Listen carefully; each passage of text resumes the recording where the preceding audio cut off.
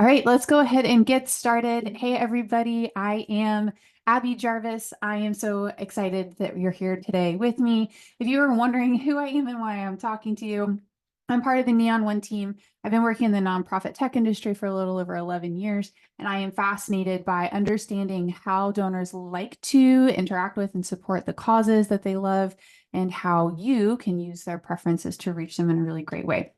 So today's tech circle is going to touch on some of that. But before we get super into it, I want to go over just a couple little housekeeping items because we always have questions pop up. Um, First things first, I see a lot of familiar names in here. I know a lot of you are actually Neon One users. If you are a Neon One user and you have questions about how to do any of today's tactics and execute them in the product, let me know. I will try to get you answers. I will try to get you resources. But this is not a session only for Neon One clients. If you are here, you've never even heard of Neon One, hello, welcome. Super happy you're here. Everything you're going to learn today is applicable to you as well, regardless of the system that you're using. Um, Little things. Do please talk to me. You've probably picked up that I like hearing from you. Nothing bums me out like talking into a void. So I'll ask you to talk to me in the chat, ask questions, talk to each other, talk to me. I love it. It makes me feel like I'm interacting with real human beings, which I love. That said, sometimes the chat can move pretty quickly. So if you have a question that you would like me to answer at the end, please drop your question in the Q&A box. I will keep an eye on that as well as the chat.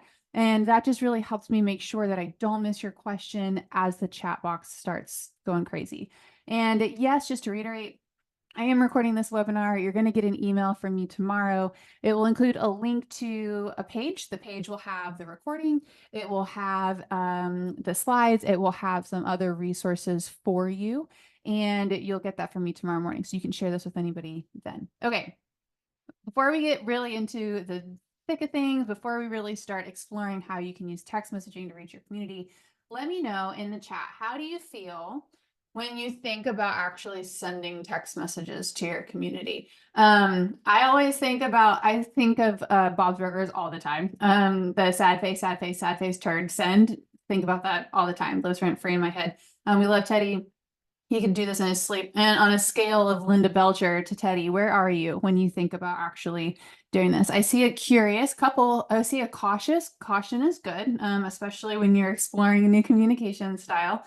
Let's see. Let me know what you think. Excited. Great. It feels like we're going to get Michelle. Not sure. We're on the same page, my friend. Great. I'm glad that we have a mix. I love this, Eden. Interested but hesitant, not wanting to bother supporters. We're going to talk about how you can use texting to talk to people without bothering them. I love the excited and hesitant. That's very understandable. I have a hard enough time sending a message to someone. Same. I've been in this industry for 11 years. I still get a little sweaty every time I have to send a mass email. It happens. So those of you who are hesitant, excited, cautious, scared to death, however you are, these templates may help you. There are countless instances wherein you may want to actually send a text message to people. The templates that are in this document are only just a simple handful of selections and suggestions. If you don't want to scan a QR code, I just dropped a link in the chat. There are three different or I think four different sections. Some ideas for fundraising, some ideas for events communication. If you are like Elka and your phone doesn't take QR codes, I did just drop a link in the chat. I'll also include a link to that on the page that you'll get tomorrow. But these templates will help get you started, or at least help you think through how you may want to communicate with your community as you are reaching out to them through text messaging. So they'll just get you started. As soon as you see them, I'm sure you will get tons of ideas about how else you can use it. Okay. All of this said, templates or not, if you haven't used text messaging before to reach out to your community, you may be a little skeptical about it. That's understandable. There's a lot of hype around text messaging. So a common question is, is it actually that helpful? Does it really work? And the answer is yes. I wouldn't be talking to you today if it didn't. The reason that this is such a powerful communication tool is because text messages have extremely high open rates. The average open rate for a text message is around 98%, which is wild to me. Around 90% of people will open a text message within 3 minutes of receiving it. I know I am that way. I hate having unread messages on my phone. I will open it if you send it to me. When you compare these open rates to email open rates, which generally hover between like 25 and 27%, you start to see the potential for this communication tool. Now, those open rates do make this a little bit of a double-edged sword, and a lot of you kind of called this out when I asked you how you were feeling about it. You won't bother your constituents if you are sending good text messages, but you do want to think about text messaging the way you think about salt when you're cooking. A little bit of salt makes your dish kind of pop. Too much salt makes it pretty gross. Text messaging is kind of similar. Sprinkling a few text messages here and there every once in a while can really enhance your communication tactics. But using too many text messages can just kind of ruin the whole thing. You may be like me if you have ever given a retailer your phone number to get a coupon code, which I do all the time, and then you've gotten a zillion text messages from them after the fact. You know exactly how easy it is to overdo text messaging. So we want to make sure we're using them judiciously. And we want to do that because texting is very personal. It is an extremely personal communication method. We are connected to our phones. My phone is right here by my hand. I assume your phone is next to you as well. We look at our phones on average around 150 times a day. That's upsetting to me. I would love to think I don't check my phone that frequently, but I probably do. Our phones are very personal to us. Text messaging is a channel that people use to check with their spouse or roommate to see if they have eggs when they're at the grocery store, or they use it to make plans with their best friend, or they use it to check in with their mom. So it's a very immediate, very personal way to communicate with people. Now, a lot of folks will opt into text messages from you if they're given the choice. Something like 81% of people have signed up to receive messages from a company or an organization they really like. Now, when they do that, they expect two-way communication. So they don't want to just be blasted with messages all the time. And they want that communication to be timely. So we'll go into what that means in a little bit. So what you're going to want to do as you're thinking about sending these text messages is send messages that are very relevant at the time, and make sure that you are paying attention to people when they reply back to you. So let's just keep those things in mind.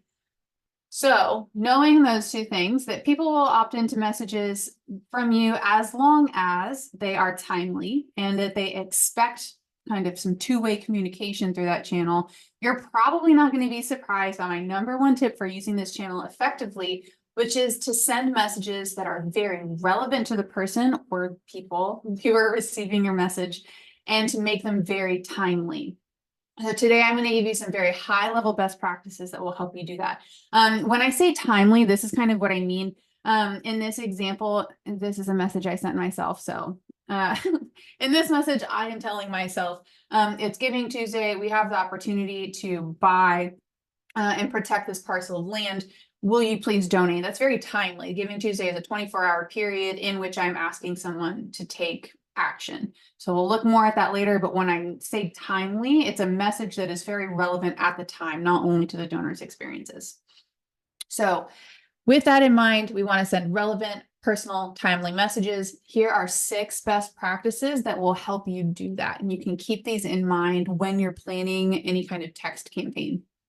Okay, first thing you want to do, make sure that it's very easy for people to opt into receiving your text messages. On top of that, and I would argue perhaps even more importantly than making it easy to opt in, is making it very easy for people to opt out of receiving your messages as well. So we'll go in order. One of the most common questions I get when I'm talking about anything relating to phone number is, how do I even start building a bank of phone numbers?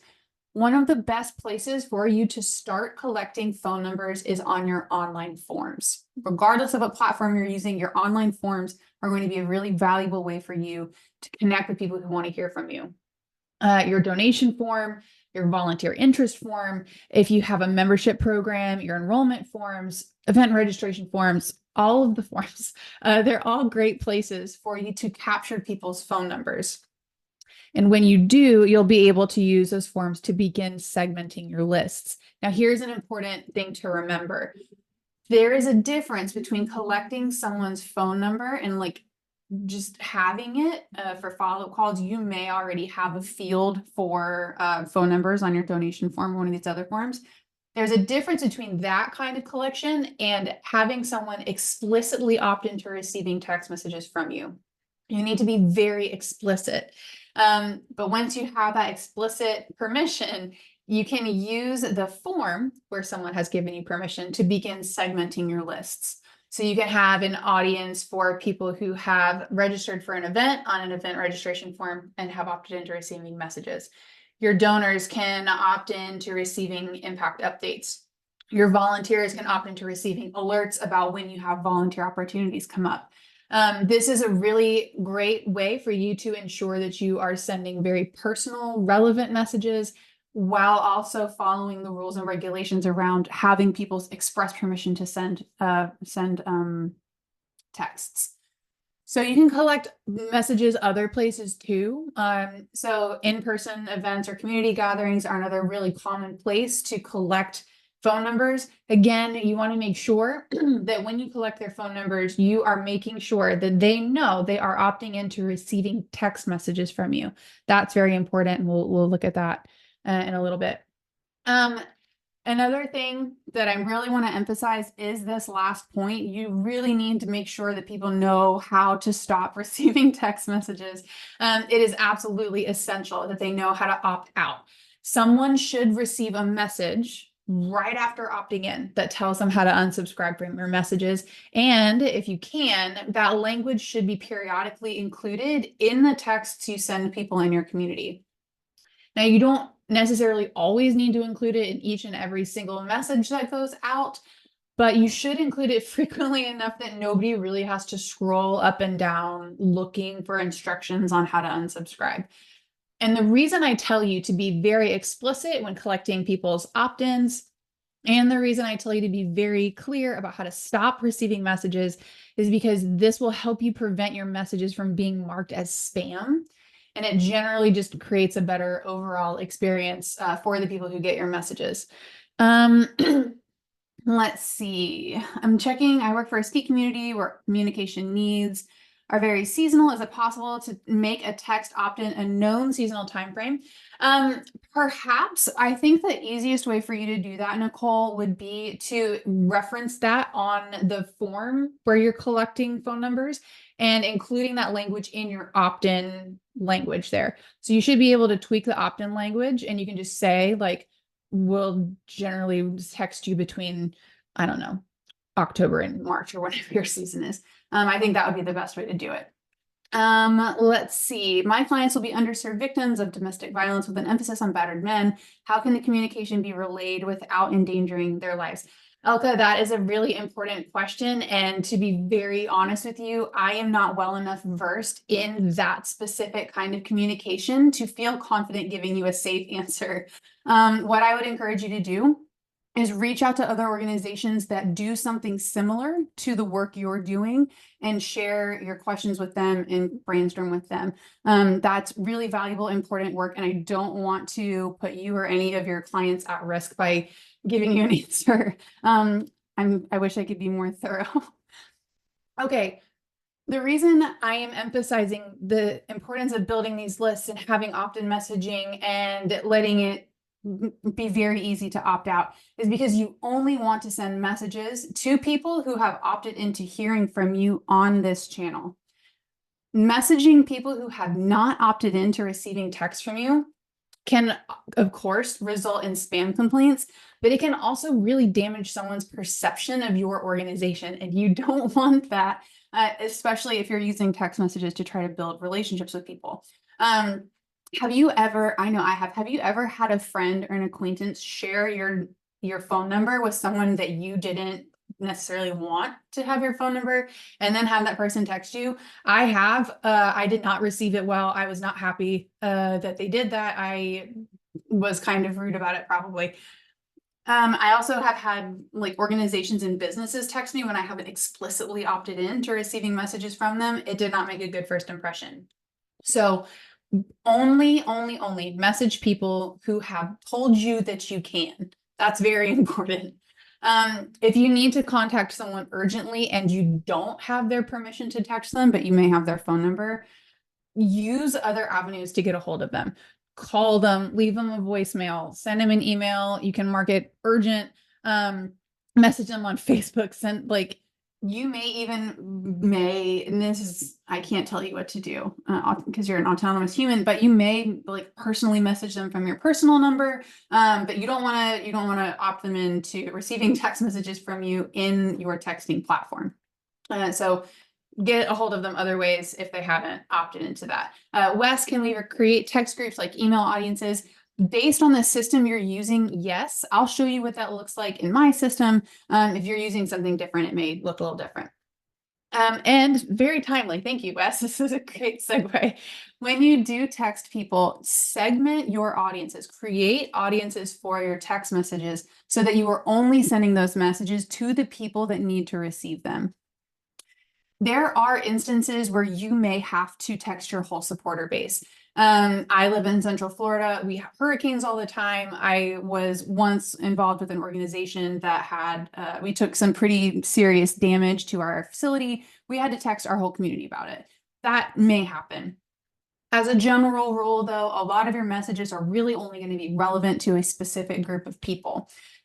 You don't need to send an update about your event's location changing to people who have not registered for your event.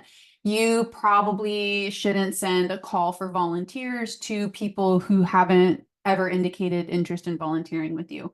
That's kind of what I mean when I say that you want to send very relevant messages. So based on your service that you're using, you can almost certainly segment your lists so you are targeting the right people. You probably do this already with email. I sincerely hope you do this with email. You segment your email list so you are sending very specific messages to very specific groups of people. Please do the same with text messages. This is an important way for you to engage the right people who are more likely to read and interact with your message, people who are more likely to do what you ask them to do. And when you are sending very relevant numbers, or when you're sending very relevant messages, people will be less likely to tune you out when they get other messages from you in the future. So if you're always sending me messages about events and I've never gone to your event, I'll be less likely to read relevant messages in the future just because I'm not used to it. So here's an example. Again, this is in my system. If you were using something else, it may look different. This is what it looks like in Neon CRM. So say I work for a nature education organization. I want to rally my community to sign a petition. I want them to sign a petition that will protect a state park from being developed. Luckily, I've created an audience of supporters who are interested in conservation, and they've supported, say I pull this list from people who have donated to my conservation programming. This is the group I want to message about signing a petition about conservation. Now, if I had a list of parents who sent their kids to my summer camp, I might choose not to send them this text message at all. Maybe I don't think they're going to sign this petition. Maybe I've already asked them to do a bunch of stuff lately. Or say I did want to ask my parents of campers to sign this petition. Marie, relevant example about Florida parks. I bet you've been reading about what's been going on in Florida. I live in Florida and I love conservation. So if I wanted to text my camper parents, maybe I would change the language a little bit. Instead of sending a message about protecting frail ecosystems like I did to my nature conservation enthusiasts, maybe I would send a message that talked about protecting our parks for future generations. The messaging is different, but the call to action is the same. That kind of targeted communication will make all of your messaging more effective, and it will be more likely to inspire your community to act, and it will just generally bring you better results. Okay, another tip for you. Be succinct when you're sending messages. You can send really long emails. You can send really short emails. When you're sending text messages, you probably want to keep them pretty brief. Part of this is because people just don't want to read super long messages. I have my sister, she loves to send me very long messages. I skim them because I love her, but if you sent me a really long text message, I might not. But another part of it is just practicality. A lot of phone carriers struggle with displaying really long messages. It may break them up oddly. It may send errors. It may take time for them to come in. They may arrive separately or in the wrong order. So if you just send shorter messages, you can prevent a lot of those issues. So in Neon CRM, for example, I believe the limit is if you send a message, it's over 1,000 characters. We send it as send your message as an attachment. It's really hard to say. And so what you'll get is your constituents will see like 160 character preview, and then it'll be a text file where they can look at the rest of the message. We do that just because a lot of carriers do have a hard time with those long texts. So if you want to prevent that from happening, send shorter message. Now that doesn't mean that you should be using text speak a la 2005. I may be dating myself a little here. If you remember T9 Word, you could use this little abbreviations. Don't do that. It's 2024. We gotta leave it in the past. What this does mean is that you do want to keep it as brief as you can. And then keep an eye on things that may add some unexpected characters to your message. Emojis can be great additions. They can impact how many characters you can use in a message. Same if you're using non-English characters like the Cyrillic alphabet or other scripts. You can probably use those. Again, that will depend on the platform you're using. But when you do that, keep an eye on your character count. I would also encourage you, if you do use those special characters, to send yourself and maybe someone else in your organization on a different operating system a test. Some carriers may have a hard time displaying those special characters, so you just want to make sure they're going to work. Another really important point, and I'll dig more into this in a minute, if you can, use a link shortener to create shorter versions of any URL you include in your text so you can stay within those character limits. The service that you're using should do this for you. We do this for you in Neon CRM. Whatever you're using should also do it for you. But what you do want to avoid is you probably want to avoid using the most like the URL shorteners. Like there's goo.gl, there's bit.ly, there's tinyurl, there are some others.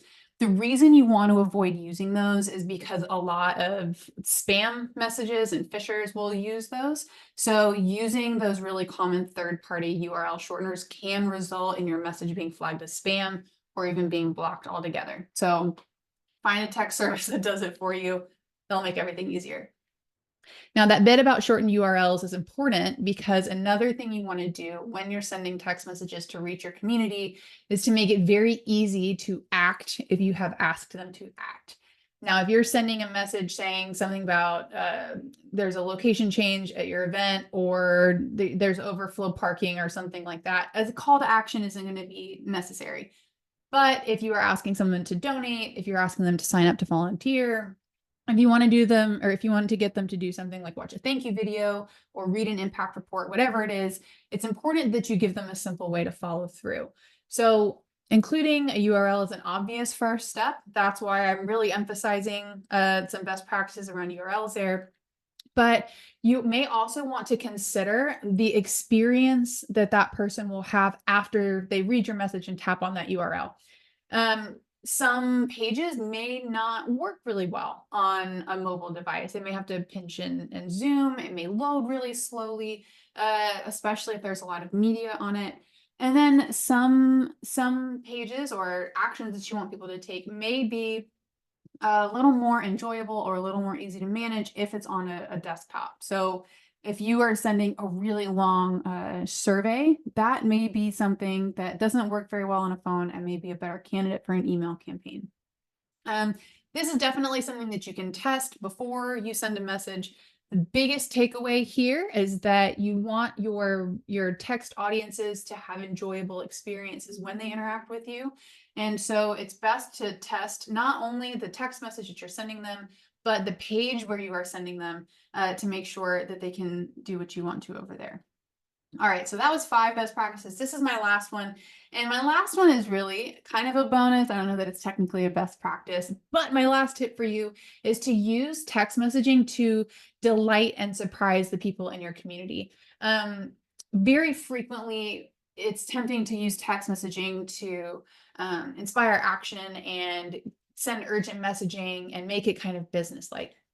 But if you are a fundraiser, or if you're a nonprofit marketer, or if you like manage your membership community, or really if you just have any role where you are looking to build relationships with people in your community, using text messaging can be a really powerful way to make personal connections and really delight the people who support you every day.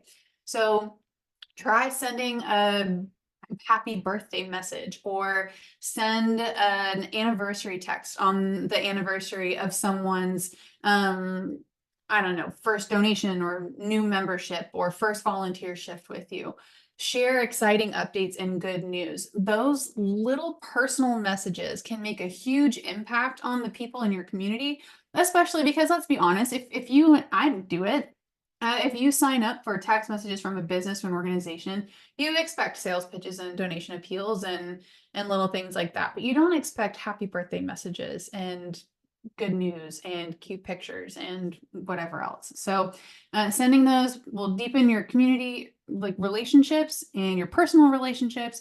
And when people associate getting a message from you with receiving happy news and fun little messages, they'll be more likely to interact with you and your messages in the future.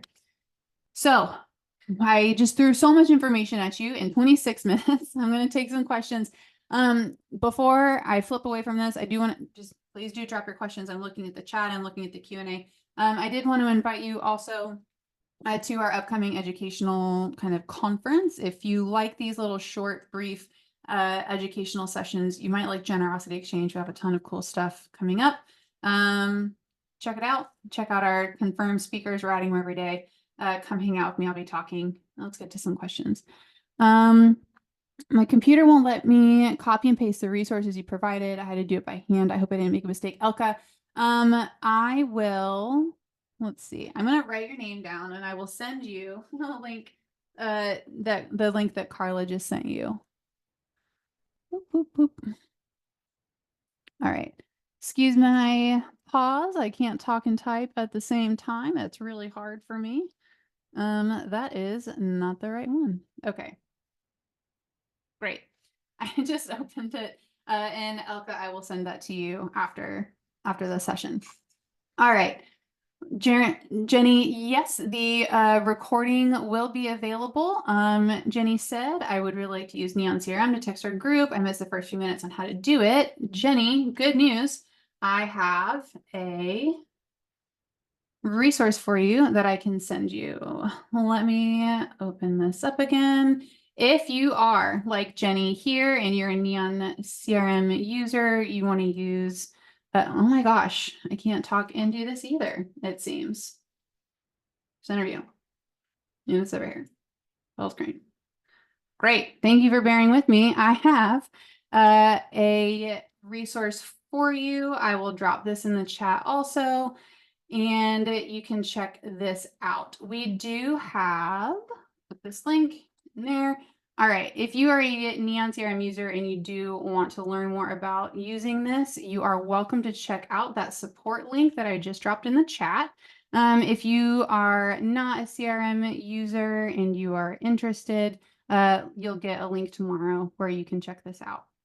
All right, great question from Kira. A large segment of our supporters are 65 plus years old. Should we consider anything in particular when using SMS with these folks? Kira, I would tell you that as long as they are opting into receiving messages from you, they should be ready and able to use their phones to do so. My parents kind of fall into that age range. My mom is on the phone all the time. I think it would be useful, of course. I'm trying to think, would there be any best practices that wouldn't necessarily apply, or any best practices you would need to apply to a group that's a little older? I don't think so. I think especially if you have the 65 plus years old, they're probably used to dealing with text messages, and I really don't know if I would change anything. One thing I would say is maybe when you're asking people to opt in, just be very explicit in your opt-in language. I think in my example, I said something like, yes, you may send me occasional text messages. That way you're kind of signaling to people that you're not just going to spam them all the time with messaging. But I think I think if they're opting in, they should know what to expect. Okay, let me make sure, scroll back up. In addition to adding the option for text on online forms, how will you know they opted in? Danielle, this will depend on the system that you're using. If you are using, I can tell you how it will work in Neon CRM. If someone opts into receiving messages from you, they will show up in your system as someone who has opted into receiving messages from you. If you're using a different system, it will look a little different, but there should be a list explicitly of people who have opted into receiving messages from you, and you should be able to see the opt-in status when you look at their account in your system. Okay, I'm going to keep scrolling up. Curious to know about the opt-in email. Will clients be able to add the text number they want to add in? I believe so, yes. So when someone gives you their phone number and opts in, that happens on the form. I don't know what you mean about the opt-in email. But as a general rule, people will be asked to opt in when they've entered their, like, opt in using the phone number that they entered in the system when they filled out the form. So I don't know that there is an email there. The box for the recipient's phone number is tiny. How can we get hundreds of these in the box? I don't think I know what you're alluding to, Elka. The box for the recipient's phone number is tiny. How can we get hundreds of those in stuff? If you're talking about the opt-in box, that's just a checkbox that people can use to indicate that you have their permission to text message them. The field where they actually give you their phone number is different. It's longer. It has more room for them to enter their phone number. And then if you're using a form online, you wouldn't use one field to collect hundreds of numbers. You would have maybe hundreds of people individually fill out a form and then click the opt-in box. So you're not trying to put hundreds of phone numbers in that one checkbox. The checkbox is only for people to indicate to you that you have their permission to message them. Can we send a link to opt in for existing users, pre-text setup? Wes, that is a great question that I don't actually know the answer to. My initial instinct is no, you shouldn't be texting. No, I don't think you can text people who have not opted in.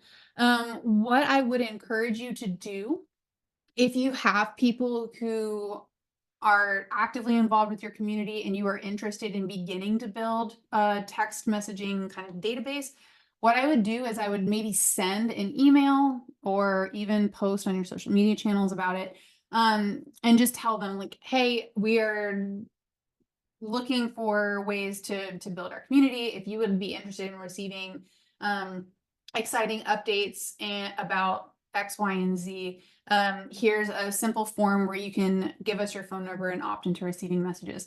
I'm thinking, I don't think most text platforms will actually let you text message large swaths of people who have not opted in. So I would encourage you instead to think of another way to get their permission to message them, and then start building from there. Danielle, I'm confused whether there's an opt-in email that we send out, or is it we add a space to our online forms. I would use an online form to facilitate that. You can send an email inviting people to fill out an online form, but an email won't let you capture people's explicit opt-in permissions. So you want to point them to a form where they can do that. Absolutely use email to spread the word, but they're probably going to have to do that. Carla Ivy, we love Carla. High five and applause for Carla. Just added some clarifying text. If you're using CRM, which some of you may be, some of you may not be, you can collect text consent using a form that you send out to your constituents. So you would email the form and then use that to capture them. So we don't want you to text people unless you have their explicit permission. So you can use that account form, send it out via email, and collect their information that way. Okay. Whew. I think we got most of, or all of, the questions, if any occur to you. You're going to get an email from me again tomorrow morning, usually around 10 a.m. Eastern, that will include a link to this recording and the text templates and some other resources. If you still have questions or if something occurs to you after the fact, feel free to respond to that. I'll see your email and I will get you the answers if I can. I will be in touch with Elka. You were asking me a specific question and I was going to send you something. Oh yes, I know what I'm doing now. Okay. I will be in touch with all of you tomorrow morning. Thank you so much for hanging out with me. I know how busy you are, and this is such a cool way to learn about some simple best practices, especially around such a cool communications channel. Thank you so much. Message me if you have questions. I'll talk to you tomorrow, and I hope you all have a really wonderful Wednesday.